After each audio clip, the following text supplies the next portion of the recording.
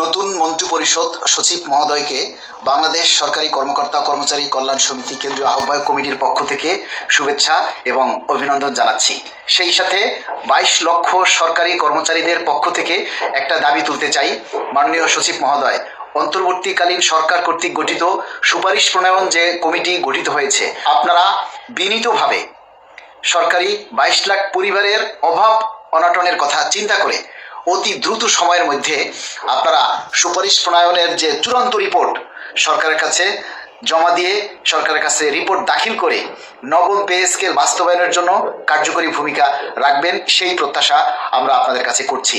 কেননা 10টা বছর আমরা নানা প্রতিকূলতার মধ্যে দিয়ে আর কুলাতে পারছি না। দ্রব্যমূল্যের ঊর্ধ্বগতির বাজারের সাথে তাল মিলিয়ে আমরা কর্মচারীরা সত্যি আর চলতে পারতেছি না।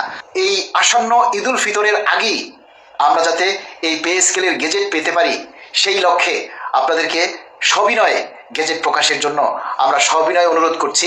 22 লাখ সরকারি পরিবার আপনাদের কাছে চিরকৃতজ্ঞ থাকবে।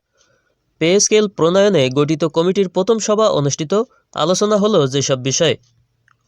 পে স্কেল প্রণয়নে গঠিত কমিটির প্রথম সভা অনুষ্ঠিত হয়েছে রোববার 15 ফেব্রুয়ারি।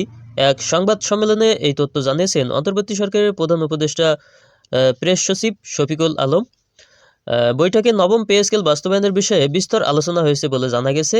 এর আগে জাতীয় বেতন commission 2025, Bangladesh judicial service pay commission 2025 এবং সশস্ত্র বাহিনী বেতন কমিটি 2025 এ দাখিল করা প্রতিবেদনের বেতন সম্পর্কিত বিষয় পরীক্ষা নিরীক্ষা করে সুপারিশের জন্য এবং সশস্ত্র বাহিনী বেতন কমিটি 2025 এর প্রতিবেদনের জন্য সুপারিশ প্রণয়ন কমিটি গঠন করে অন্তর্বর্তী সরকার।